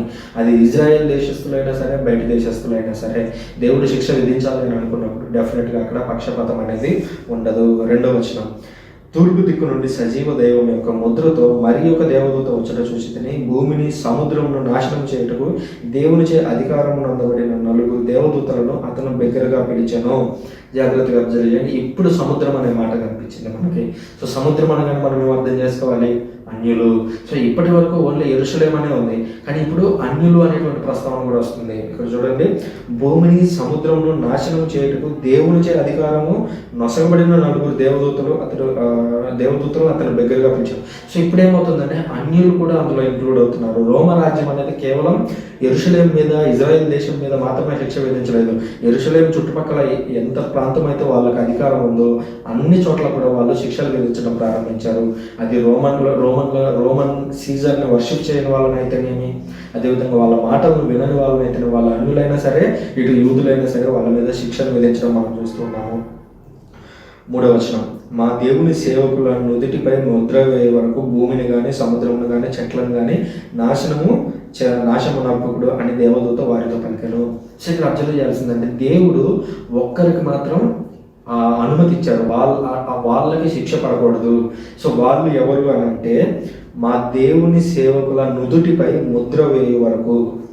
సో ముద్ర వేయబోతున్నారు కొంతమంది మీద, దేవుడు ముద్ర వేయబోతున్నాడు, లేదా దేవుని దూత కొంతమంది మీద ముద్ర వేయబోతున్నారు. వాళ్ళు మాత్రం శిక్షణ పొందరు, మిగిలిన వాళ్ళందరూ కూడా శిక్షణ పొందుతారు. సో వీళ్ళు ఎవరు మనం అబ్జర్వ్ చేద్దాం. 4వ వచనం, తమ నొసళ్లపై దేవుని ముద్రను పొందిన వారి సంఖ్య నాకు తెలియబడెను. వారు ఇజ్రాయేలునందలి అన్ని గోత్రముల నుండి సంగ్రహింపబడిన 144,000 మంది మాత్రమే. 1,44,000 మందిని మాత్రం దేవుడు అక్కడ వదిలిపెట్టినట్టుగా చూస్తున్నాము. సో 1,44,000 అనేది లిటరల్ నెంబర్ కాదు. లెక్కేసుకుంటూ పోతే 1, 2, 3, ఓకే, 1,44,400, ఇంతటితో వీళ్ళందరూ పక్కకు రండి, వీడికి ఇంకొకటి ఎక్స్ట్రా వచ్చాడు, వీడికి శిక్ష అన్నట్టు లిటరల్గా తీసుకున్న నెంబర్ కాదండి. 1,44,000 అనేది ఎలా వస్తుంది నెంబరు? 12 × 12. 12 12 ఎంత? 144. సో 12 అనేది పాత నిబంధనలో ఉన్నటువంటి మూల పురుషులకు గుర్తు. ఇంకో 12 అనేది కొత్త నిబంధనలో ఉన్నటువంటి అపోస్తలులకు గుర్తు. సో ఈ ఇజ్రాయేలీలు కానివ్వండి, ఈ 12 మంది అపోస్తల ద్వారా వచ్చినటువంటి అన్యులు కానివ్వండి, వీళ్ళల్లో ఎవరైతే యేసుక్రీస్తును అంగీకరిస్తారో సో వాళ్ళకి ఏ శిక్ష ఉండదు. అర్థమవుతుంది లాజిక్. 12 × 12 పాత నిబంధనలో 12 మంది మూల పురుషులు, కొత్త నిబంధనలోని 12 మంది మూల పురుషులు, వాళ్ళ ద్వారా వచ్చినటువంటి వారికి 12 × 12 144. సో వీళ్ళకు మాత్రం ఎలాంటి శిక్ష ఉండదు. అదే మనము ఇక్కడ చూడబోతున్నాం. సో ముద్రాంకితులైన వారు ఇక్కడ గోత్రాలన్నింటి నుంచి 12,000 మంది అని చెప్పి అన్ని గోత్రాలు ఉంటాయి, మీరు చదవచ్చు. యూదా గోత్రం నుంచి 12,000, రూబేన్ గోత్రం నుంచి 12,000, గాదు గోత్రం నుంచి 12,000, ఆషేరు గోత్రం నుంచి 12,000. సో ఇట్లా ఈ గోత్రాలను ఇక్కడ చెప్పడానికి ప్రధాన కారణం ఏంటంటే లిటరల్గా ఓన్లీ ఇజ్రాయేలీలు మాత్రమే రక్షింపబడతారు అనేది మీనింగ్ కాదు. ఎందుకంటే మనం 1వ వచనంలోనే చూసాము, 1వ అధ్యాయంలోనే మనం చూసాము. 1వ అధ్యాయం 6వ వచనంలో చూసినట్లయితే, ఆయన మనల్ని ప్రేమించుచున్నాడు, తన రక్తము ద్వారా మనలను పాప విముక్తులను చేసెను, ఆయన తండ్రి యొక్క దేవుణ్ణి సేవించుటకు మనలను ఒక యాజక రాజ్యముగా చేసెను. చూడండి, ఇది ఎవరికి చెప్తున్నాడు? 7 సంఘాలకు చెప్తున్నాడు యోహాను గారు. అంటే 7 సంఘాల్లో ఎవరు ఉన్నారు? అటు అన్యులు ఉన్నారు, ప్లస్ ఇజ్రాయెల్ దేశం నుంచి బయట ఉన్నటువంటి వారు కూడా ఉన్నారు. సో ఇక్కడ మనం అర్థం చేసుకోవాల్సింది ఏంటంటే, ఇక్కడ ఈ 12 గోత్రాల్లో ఉన్నది కేవలం 12 గోత్రాల వారు కాదు, ఒక యాజక రాజ్యంగా ఆల్రెడీ చేశారు. కాబట్టి అక్కడ ఉన్నటువంటి యాజక రాజ్యంలో ఉన్నటువంటి ప్రజలందరూ, సో వాళ్ళందరినీ ఈ 12 గోత్రాల ద్వారా మనకి ఎక్స్ప్లెయిన్ చేస్తున్నట్టుగా చూస్తున్నాం. ఇదే ప్రస్తావన మళ్ళీ ఇంకొకసారి కూడా భవిష్యత్తులో అనగా తర్వాత అధ్యాయంలో మళ్ళీ ఒకసారి వస్తుంది. ఈ 1,44,000కి ఏం జరిగింది, సంగతి ఏం జరుగుతుంది అనేది మళ్ళీ ఒకసారి వస్తుంది. అప్పుడు మళ్ళీ మనం క్లియర్గా దాని గురించి చర్చిస్తాం. ఇప్పుడు మనం అబ్జర్వ్ చేయవలసింది ఏంటంటే, ఈ టాపిక్ వరకు సో పాత నిబంధనలో ఉండే మూల పురుషులు ఇజ్రాయేలీలో వాళ్ళ నుంచి దేవుని వద్దకు వచ్చిన వారికి కానీ, 12 మంది అపోస్తలుల ద్వారా దేవుని రక్షణలోకి వచ్చినటువంటి వారికి కానీ ఎలాంటి శిక్ష ఉండదు. ఎందుకంటే దేవుడు వాళ్ళని తన రక్తం పెట్టి కొన్నాడు, కాబట్టి వాళ్ళకి ఎలాంటి శిక్ష ఉండదు. సో అట్లా ఎన్నుకొనబడిన వారి సంఖ్య ఎంత అంటే 1,44,000. అక్కడ అంటే ఈక్వాలిటీ అనమాట. అంటే పాత నిబంధనల నుంచి వచ్చినా పర్వాలేదు, అంటే ఇజ్రాయిల్ వచ్చినా పర్లేదు, అన్యులు వచ్చినా పర్లేదు, ఇద్దరు కూడా అక్కడ ఈక్వల్. ఇదే మాట మనం గలతీయులకు రాసినటువంటి పత్రికలో కూడా పునీత పౌలు గారు చెప్తారు. 3వ అధ్యాయం ఎండింగ్లో అంటాడు, ఇక బానిస అని లేదు, యూదుడని లేదు, అన్యుడని లేదు, ఆడ అని లేదు, మగ అని లేదు, సో ప్రతి ఒక్కరు కూడా దేవుని దృష్టిలో సమానులే అని చెప్పడం మనం చూస్తాం. సో ఇక్కడ కూడా యూదుడా లేదంటే యూదాయేతరుడా అనేది కాదు. సో ఎవరు వచ్చినా సరే వీళ్ళందరినీ కూడా పాత యెరూషలేములో ఉన్నటువంటి ట్రైబ్స్ ఏవైతే ఉన్నాయో ఆ ట్రైబ్స్ అన్నింటిలో కూడా జత చేసుకుంటాము. వీళ్ళందరూ ఇప్పుడు దేవుని ముందు ఈక్వల్, అందరూ సమానమే అనేటువంటి విషయాన్ని ఇక్కడ వివరిస్తున్నాడు. ఇక 9వ వచనం నుంచి చూసినట్లయితే మనకు ఒక గొప్ప జన సమూహం కనిపించబోతుంది. ఈ గొప్ప జన సమూహం గురించి మాట్లాడాలంటే డెఫినెట్గా క్యాథలిక్ చర్చ్ గురించి మాట్లాడాలి. ఎందుకంటే క్యాథలిక్ చర్చ్ మేము నమ్మేది ఏంటి అంటే, ప్రొటెస్టెంట్ సోదరులకి ఇది కొత్త కాబట్టి మీకు ఎక్స్ప్లెయిన్ చేస్తున్నాను. క్యాథలిక్ చర్చ్లో మేము నమ్మేది ఏంటంటే, ఓవరాల్గా ఉండేది 2 రకాల రెండు రకాల ఆకాశాలు అనుకోండి, 2 రకాల విభాగాలు అనుకోండి జనాల్లో. ఒకటి భూమి మీద నివసిస్తున్నటువంటి మనుషులు, 2 చనిపోయి దేవుని దగ్గరికి వెళ్ళినటువంటి వారు, ఇంకొకటి మూడోది కూడా ఉంది, పరదేశు అని పిలుస్తాము. సో ఈ పరదేశంలో ఎవరు ఉంటారు, పరలోకంలో ఎవరు ఉంటారు, భూమి మీద ఎవరు ఉంటారంటే, భూమి మీద ఓన్లీ జీవిస్తున్నటువంటి వారు, అంటే మనం వింటున్నటువంటి మీరు, చెప్తున్నటువంటి నేను. సో మనందరం భూమి మీద ఉన్నాము. మంచి పనులు చేసి చనిపోయిన వారు స్ట్రైట్గా దేవుని సన్నిధికి వెళ్ళిపోతారు పరలోకానికి. కొంతమంది ఉంటారు, వాళ్ళు తప్పులు చేసి ఉంటారు, పరలోకానికి వెళ్లకుండా ఉండేంత పెద్ద తప్పు కాదు. ఉదాహరణకి వాడు ఆకలికి దొంగతనం చేసి ఉంటాడు, వాడికి ఏదో ఆకలి అయ్యి వాడి మార్గం లేక దొంగతనం చేసి ఉంటాడు. ఇప్పుడు దాన్ని మనం నిజానికి దాన్ని పెద్ద దొంగతనం అని చెప్పేసి వాడిని చంపేసి నరకానికి పంపించలేం కదా. సో అది దేవుడు కూడా పంపించలేడు, ఎందుకంటే వాడు ఆకలి కోసం చేశాడు అది. సో ఇట్లాంటి కొన్ని సిచ్యువేషన్స్ ఉంటాయి, దాన్ని దేవుడు అర్థం చేసుకుంటాడు కూడా. ఎందుకంటే చూడండి, అందరూ వ్యభిచారంలో పట్టుబడిన స్త్రీని ఒక తప్పుడు ఉద్దేశంతోనే చూశారు, కానీ యేసుక్రీస్తు ఆమెను అమ్మ అని పిలిచాడు. ఎందుకనంటే మేబీ అక్కడ అబ్జర్వ్ చేయండి, వ్యభిచారంలో దొరికితే ఇద్దరిని పట్టుకురావాలి, స్త్రీని పట్టుకురావాలి, పురుషుని పట్టుకురావాలి, కానీ స్త్రీని మాత్రమే తీసుకొచ్చారు. మరి పురుషుడు ఎటుపోయాడు అంటే, పురుషుడు ఎవడై ఉంటాడు, వాడు బాగా డబ్బులు ఉన్నాడో పలుకుబడి ఉన్నాడో అయి ఉంటాడు. సో అందుకని వాడిని వదిలిపెట్టారు. ఎవరిని తీసుకొచ్చారు, ఒక బలహీనురాలు అటువంటి స్త్రీ, మేబీ ఆమెకు అసలు తిండికి డబ్బులు ఉన్నాయో లేదో, ఆమె ఎట్లాంటి పరిస్థితుల్లో ఎందుకు చేసిందో తెలియదు అట్లాంటి ఒక పొరపాటు. అందుకు యేసుక్రీస్తు అన్నాడు, వాళ్ళెవరూ నిన్ను శిక్షించలేదమ్మా, నేను కూడా నిన్ను క్షమించను, వెళ్ళు, ఇక మీదట పాపం చేయొద్దు అని అన్నాడు. అంటే ఒక అవకాశాన్ని కల్పిస్తున్నాడు దేవుడు అక్కడ తప్పు చేసినప్పుడు. సో అట్లాగే ఎవరైతే కొన్ని పాపాలు చేసి ఉంటారో అవి పరలోకానికి వెళ్లకుండా ఆపేంత పెద్ద పాపాలు కాదు, అవి హత్యలు, మానభంగాలు. ఇప్పుడు వింటున్నాం కదా, ఒక మహిళను ఎవరో ఒక అతను సహజీవనంలో జీవిస్తున్నటువంటి ఒక అతను కొన్ని ముక్కలుగా చంపేసి ఆమెను తీసుకెళ్ళి ఇప్పుడు అడవిలో పడేశారంట. అతను పట్టుకున్నారు ఈ మధ్య, ఆ ఎముకలు కూడా గ్యాదర్ చేస్తున్నారు. సో అంతటి ఘోరమైన తీవ్రమైన పాపాలు చేస్తుంటారు. కానీ ఒక దొంగతనం చేసి ఉండొచ్చు, పరిస్థితులకు అనుగుణంగా ఏదో ఒక బంధాన్ని నిలబెడదామనో, లేదంటే సరే ఒక తప్పు చేద్దామనో అనుకోకుండానో ఒక అబద్ధాలు చెప్పి ఉండొచ్చు. సో చిన్న తప్పులు ఉంటాయి, పెద్ద తప్పులు ఉంటాయి. చిన్న చిన్న తప్పులు చేసి ఉంటారు. మరి వాళ్ళు పరలోకానికి వెళ్లకుండా ఆపేంత పెద్ద తప్పులు కాదు అది. ఎందుకంటే మనమందరం కూడా జీవితంలో ప్రతి ఒక్కరు ఆడుతూనే ఉంటాం. కొంతమంది అనొచ్చు, ఏం బ్రదర్ తప్పులు చేస్తే పరలోకానికి ఎట్లా వెళ్తానని. నువ్వు తప్పులు చేయకుండా ఉన్నావా? అలాగే నువ్వు నరకానికి వెళ్ళడానికి సిద్ధంగా ఉన్నావా? లేదు కదా, ఎవరు నరకానికి వెళ్ళాలని కోరుకోరు. తప్పులు కావాలని ఎవరు చేయరు, కావాలని చేసే వాళ్ళు ఉంటారు. అల్టిమేట్గా దేవుడు వాళ్ళని శిక్షిస్తాడా తర్వాత సంగతి. కానీ పరిస్థితుల నేపథ్యంలో కొంతమంది పొరపాట్లు చేస్తారు. సో అట్లా పొరపాట్లు చేసినప్పుడు వాళ్ళని ఈ పరదైసు లేదా ఆ పరదైసు అనేటువంటి ప్రాంతంలో వచ్చి అక్కడ కొంత స్వల్ప శిక్షను ఇచ్చి అతన్ని పరలోకంలోకి తీసుకుంటారు అనేది క్యాథలిక్ చర్చ్ యొక్క బిలీఫ్. దీని గురించి ఆల్రెడీ నేను ఒక క్లియర్ వీడియో కంప్లీట్గా వివరించాను. అసలు ఇదేంటి, బైబిల్లో దీని మూలం ఎక్కడుంది, దీని గురించి యేసుక్రీస్తు ఎక్కడ మాట్లాడాడు, మొదటి పేతురు ఎక్కడ మాట్లాడాడు, పౌలు గారు ఎక్కడ దీని గురించి మాట్లాడారు అనేటువంటి విషయాలన్నింటితో కూలంకషంగా ఒక వీడియో చేశాను. సో పుర్గాటరీ అని పిలుస్తారు. సో పుర్గాటరీ సృజన్ సెగివ్ అని కొడితే మీకు ఆ వీడియో కూడా వస్తుంది, అది కూడా చూడొచ్చు అనమాట. సో ఇక్కడ ఈ 3 భాగాలు ఉన్నాయన్నమాట. సో ఇప్పుడు దీంట్లో మనం అర్థం చేసుకోవాల్సింది ఏంటంటే, మనము ఈ భూమి మీద ఉన్నాము, మనం ఎవరి కోసం ప్రేయర్ చేయొచ్చు అంటే ఈ పరదేశంలో ఉన్నటువంటి వారి కోసం. వాళ్ళు తెలిసో తెలియక తప్పులు చేశారు దేవా, వాళ్ళని దయచేసి మన్నించు అని చెప్పి వాళ్ళ కోసం మనము ప్రార్థన చేయొచ్చు. ఇది ఎక్కడుంది? ఆల్రెడీ ఇజ్రాయెల్ దేశంలో ఉన్నటువంటి ఆచారమే ఇది. పాత నిబంధనలో మనం చూసినట్లయితే మక్కబీయులు అని ఒక పుస్తకం ఉంది. ఈ మక్కబీయులు అనేది ప్రొటెస్టెంట్ వర్షన్లో ఉండదు. ఎందుకు ఉండదంటే లూథర్ గారు ఆ పుస్తకాన్ని తీసేశారు. మక్కబీయులు, ఆ మక్కబీయులు ఏం మాట్లాడుతుంది అని అంటే పునరుత్థానం గురించి మాట్లాడుతుంది. పునరుత్థానము అనే పదాన్ని గురించి స్ట్రైట్గా చెప్పినటువంటి ఒకే ఒక పుస్తకం మక్కబీయుల గ్రంథం. అందుకే కాథలిక్స్కి మా పునరుత్థానం మీద కానీ పరిచయులకు కానీ ఒక గట్టి నమ్మకం ఉంటుంది. కానీ ప్రొటెస్టెంట్ సోదరులు పునరుత్థానం అనే పదం నాకు పాత నిబంధన నుంచి ఆ పదం చూపించమంటే చూపించలేదు. ఎందుకంటే పాత నిబంధనలో అన్ని చోట్ల లేదు. అది నాకు తెలిసినంత వరకు, నేను చదివినంత వరకు మక్కబీయుల్లో మాత్రమే అది కనిపిస్తుంది, పునరుత్థానం అనేటువంటి లిటరల్ వర్డ్. సో ఆ పునరుత్థానం అవుతారు. చనిపోయిన వాళ్ళు ఒకవేళ తప్పులు చేస్తే వారి కోసం బలి అర్పిస్తే, ఏది పాత నిబంధనలోనే చనిపోయిన వారి కోసం వాళ్ళు బలులు అర్పించేవారు యూదులు, చనిపోయినటువంటి వారి కోసం, ఆల్రెడీ చనిపోయిన వారి కోసం. సో అలా బలులు అర్పిస్తే దేవుడు వాళ్ళని మన్నించి వాళ్ళని పరలోకంలోకి తీసుకుంటాడనేది వారి యొక్క విశ్వాసం, యూదుల యొక్క విశ్వాసం. అదే క్యాథలిక్స్ కూడా మేము దాన్ని తీసుకున్నాం. సో అందుకని చూడండి, క్యాథలిక్స్ కూడా ప్రతి ఒక్కరి కోసం ప్రార్థిస్తుంటారు. ఉదాహరణగా మా ఇంట్లో మా నాన్న చనిపోయారు. మా నాన్న చనిపోయినప్పుడు నేను దిగబలి పూజకి వెళ్ళినప్పుడు, లేదంటే నవంబర్ 1-2 తేదీల్లో పండుగలు వచ్చినప్పుడు నేను ప్రత్యేకంగా ప్రార్థిస్తూ ఉంటాను మా నాన్న కోసం. ఎందుకంటే ఆయన పొరపాట్లు చేసి ఉండొచ్చు ఈ జీవితంలో, అది నాకు తెలిసి ఉండొచ్చు, తెలియకుండా ఉండొచ్చు. ఆయన ఏదో పరలోకంలో ఉండొచ్చు లేదా పుర్గాటరీలో ఉండొచ్చు. కానీ ఒకవేళ పుర్గాటరీలో ఉంటే దేవా ఆయన ఆత్మకు విడుదల కలిగించు, ఆయన చేసినటువంటి తప్పులను మన్నించు అని మనం ఇక్కడ ఉండి వాళ్ళ కోసం ప్రార్థనలు చేస్తాము.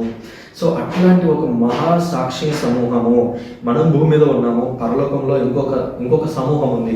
అదే మనం చదివాం కదా ఆల్రెడీ 24 మంది పెద్దలు, దాని ఎదురుగా చాలా మంది ప్రజలు, అదేవిధంగా బలిపీఠం కింద ఆల్రెడీ హతసాక్షులు. సో వీళ్ళందరినీ కలిపి పునీత పౌలు గారు ఒక మహాసాక్షి సమూహము అని చెప్పి మాట్లాడడం మనము ఇక్కడ చెప్తాడు.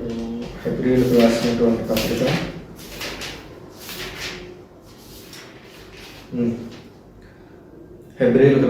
పత్రిక 12వ అధ్యాయము 12వ అధ్యాయం 1వ వచనంలో ఆయన మాట్లాడుతున్నాడు. 1వ వచనంలో పునీత పౌలు గారు మాట్లాడుతూ ఉంటున్నాడు, ఈ మహాసాక్షి సమూహము మేఘము వలె మనల్ని ఆవరించి ఉన్నందున మనము సమస్త భారమును మనల్ని పెనవేసుకొని ఉన్న పాపములను వదల్చుకొని మన ఎదుట ఉన్న పరుగు పందెమును నిశ్చయంగా పరిగెడము. ఎవరి మహాసాక్షి సమూహము అంటే స్ట్రైట్గా అక్కడ చెప్పలేదు. ఆయన 22వ వచనంలో దాని గురించి మాట్లాడుతూ, దానికి బదులుగా మీరు సీయోను పర్వతమునకు వేల కొలది దేవదూతలతో కూడిన సజీవ దేవుని యొక్క నగరము దివ్యమైన యెరూషలేమునకు వచ్చి తిరిగి.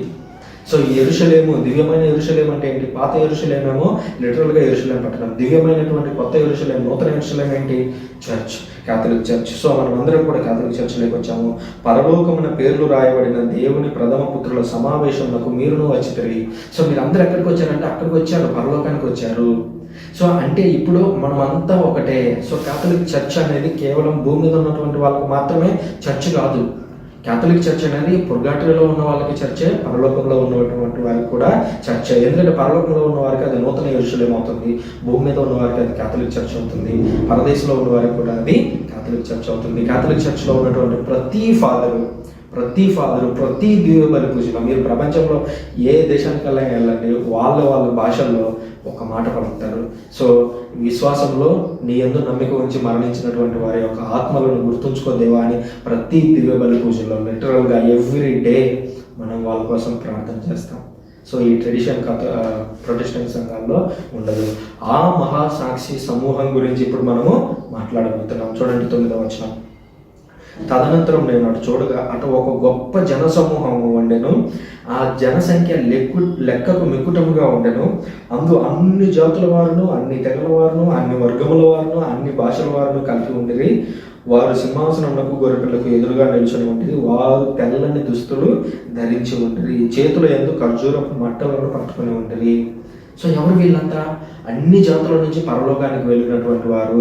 మదర్ తెరెసా ఆమె ఏ దేశమో పరలోకానికి వెళ్ళింది. పునీత పౌలు గారు ఏ దేశమో ఆయన పరలోకానికి వెళ్ళిపోయారు. ఒకవేళ నేను మంచిగా జీవించి నేను చనిపోతే నేను కూడా పరలోకానికి వెళ్తాను. సో ఇట్లా అన్ని ప్రాంతాల నుంచి, అన్ని వర్గాలు, కులము, మతము, జాతులు, వీడు ఏ ట్రైబ్కి సంబంధించినటువంటి వాడు, ఇజ్రాయెల్లో ఏ ప్రాంతానికి సంబంధించిన వాడు, ఇట్లా దానికి లిమిట్స్ అంటూ ఏం లేవు. అందరూ కూడా పరలోకానికి వెళ్తున్నారు. ఈ మహాసాక్షి సమూహం గురించి మనం ప్రార్థిస్తూ ఉంటాము కూడా. మనం దివ్యబలి పూజలో మీరు పాల్గొన్నట్లయితే మనం పశ్చాత్తాప గీతంలో కానీ లేదా పశ్చాత్తాప జపం తీసుకొచ్చారు ఈ మధ్య. సో పశ్చాత్తాప జపంలో ఏమని అంటాము? పరిశుద్ధ మరియమ్మ గారా, పరలోకంలో ఉన్నటువంటి సకల దూతలారా, అలాగే పునీతులారా నా కొరకు ప్రార్థించండి, నేను చేసినటువంటి తప్పుల గురించి ప్రార్థించండి అని చెప్పి మనము అడుగుతాము దివ్యబలి పూజలో. ఎక్కడి నుంచి వచ్చింది ఇది ఇక్కడ నుంచి తీసుకొని వచ్చింది. సో క్యాథలిక్ చర్చ్లో మాట్లాడేటువంటి ప్రతి మాట కూడా, దివ్యబలి పూజలో మాట్లాడే ప్రతి మాట కూడా బైబిల్ నుంచి తీసుకోబడింది అనడానికి ఇదో పెద్ద ఉదాహరణ. తర్వాత 10వ వచనం. సింహాసనాసీనుడగు మా దేవుని వలనను ఈ గొర్రెపిల్ల వలన మాకు రక్షణ లభించుచున్నది, స్తోత్రము అని వారు బిగ్గరగా పలికిరి. సో ఇదంతా మనకి ఎక్కడ కనిపిస్తుంది? ఎహెజ్కేలు 37వ అధ్యాయంలో చూసినట్లయితే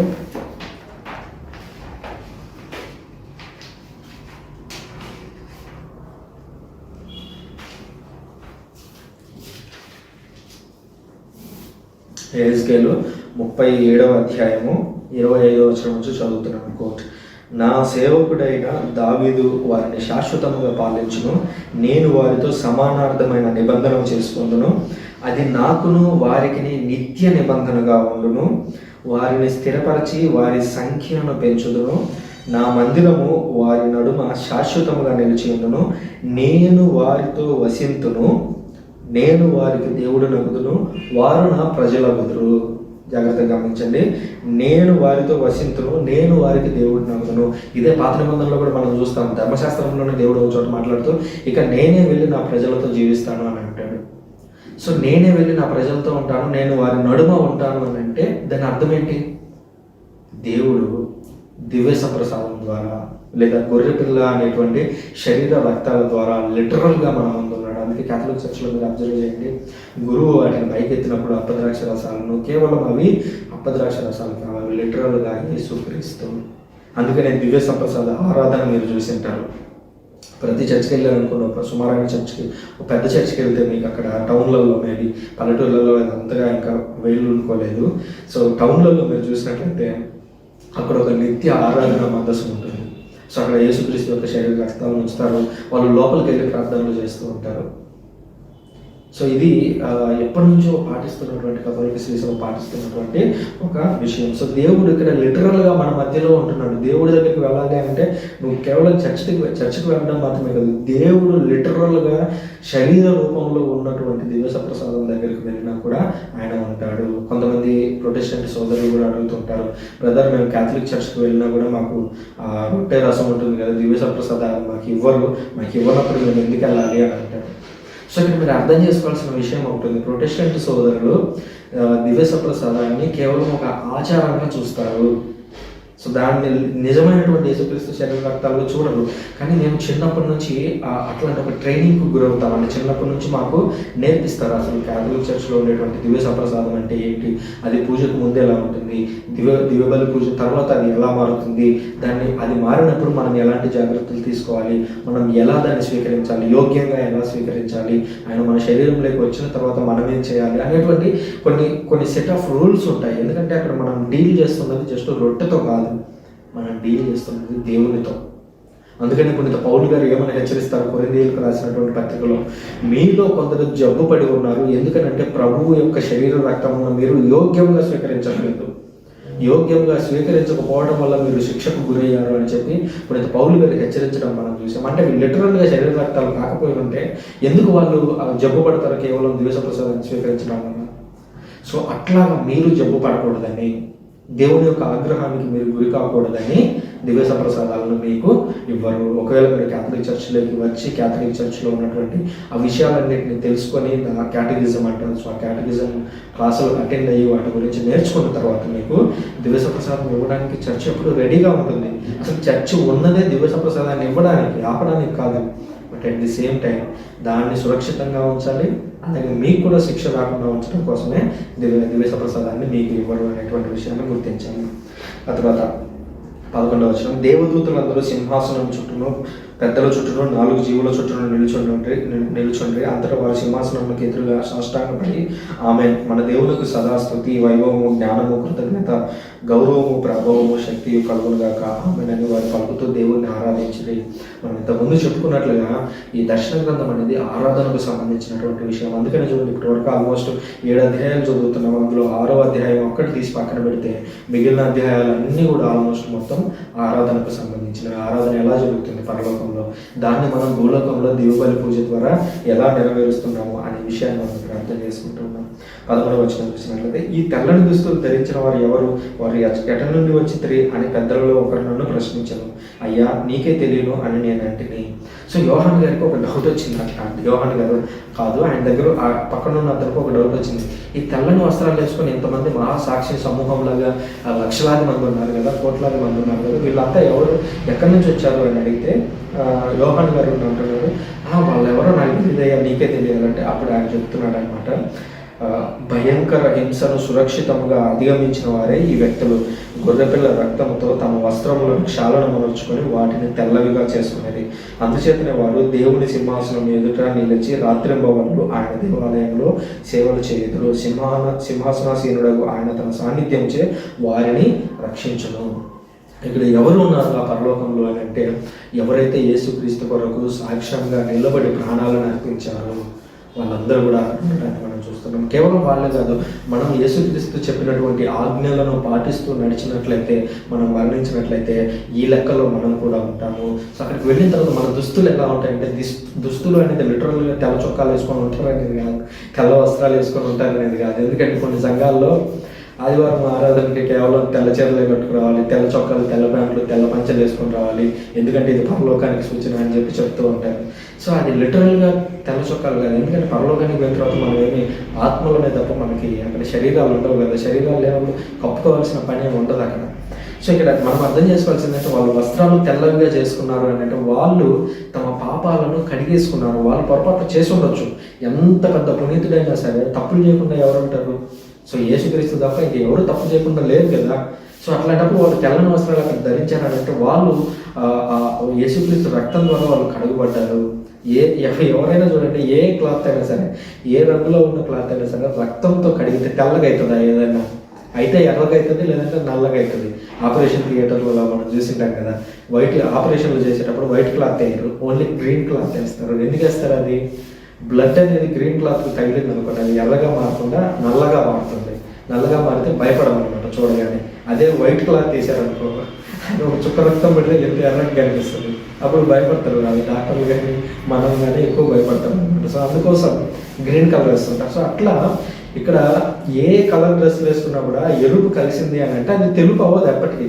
కానీ ఇక్కడ తెల్లగా అయిందంటే దాని అర్థం ఏంటి? అది లిటరల్ కాదు. సో అది ఒక సింబాలిజం ద్వారా చెప్తున్నాడని అర్థం చేసుకోవాలి. అదే పరదైసం అని అంటాం మనం. పుర్గాటరీ అనే ఆ కాన్సెప్ట్ ఇక్కడ కూడా అప్లై అవుతుంది. చూడండి, మనం పొరపాట్లు చేసి ఉండొచ్చు. మనం ఆ పుర్గాటరీలోకి వెళ్ళిన తర్వాత మనం చేసినటువంటి చిన్న చిన్న తప్పులుగా అక్కడ శిక్షణ పొందిన తర్వాత మన వస్త్రాలు అనేవి తెల్లగా అయ్యి మనం పరలోకంలోకి వెళ్తాము. ఏదైనా సింహాసనములకు మధ్యన ఉన్న గొర్రెపిల్ల వారికి కాపరి అగును, వారిని జీవజలముల వద్దకు తీసుకొని పోవును, దేవుడు వారి నేత్రంలో అందరి బాష్ప బృందువులను తుడిచివేయను అని ఆ పెద్ద నాతో పలికెను. సో ఆ పెద్ద ఏమని చెప్తున్నాడు అక్కడ? ఇప్పుడు పరలోకంలో వీళ్ళందరూ వచ్చి ఎదురుగా నిల్చున్నారు. వీళ్ళందరికీ కాపరి ఎవరు అని అంటే యేసుక్రీస్తు. ఇది అసలు విషయం. యేసుక్రీస్తు తన ప్రజలందరినీ ఎదురుగా గ్యాదర్ చేసుకుంటున్నాడు. ఇది అసలు విషయం అనేటువంటి విషయం చెప్తున్నాడు. ఇక మీదట వాళ్ళకి కష్టాలు ఉండవు, వాళ్ళకి కన్నీళ్ళు ఉండవు, వారికి ఆకలి దప్పులు ఉండవు, సూర్యుడు కానీ వేడిని కానీ వారిని దహింపదు. సో అట్లాంటి ఒక గొప్ప ప్రదేశానికి దేవుడు మనల్ని తీసుకువెళ్ళడానికి ట్రై చేస్తూ ఉన్నాడు. ఇక 7వ అధ్యాయం అయిపోయింది.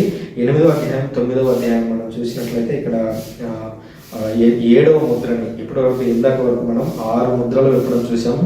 ఆ తర్వాత ఒక చిన్న డీవియేషన్ వచ్చింది. డీవియేషన్ ఏంటంటే పరలోకంలో ఎవరున్నారు, ఆరాధన ఎలా జరుగుతుంది అనేటువంటి విషయం గురించి 6, 7 అధ్యాయాలు డీల్ చేసి ఇప్పుడు 8వ అధ్యాయంలో ఆ చివరి సీల్ 7వ సీల్ గ్రంథపు చుట్ట ఉంది. గ్రంథపు చుట్టకు 6 తెరవబడ్డాయి, 7వది ఒక్కటి మిగిలి ఉంది. ఆ 7వది ఓపెన్ చేయబడటాన్ని మనం రాబోయేటువంటి క్లాస్లో వినబోతున్నాం. సో ఇప్పటివరకు విన్న దాంట్లో మీకు ఏమైనా డౌట్లు ఉన్నట్లయితే తప్పకుండా కామెంట్ బాక్స్లో రాయండి, సమాధానం ఇచ్చేటువంటి ప్రయత్నం చేస్తాను. Thank you very much. పితా, పుత్ర, పవిత్ర ఆత్మ నామమున ఆమేన్.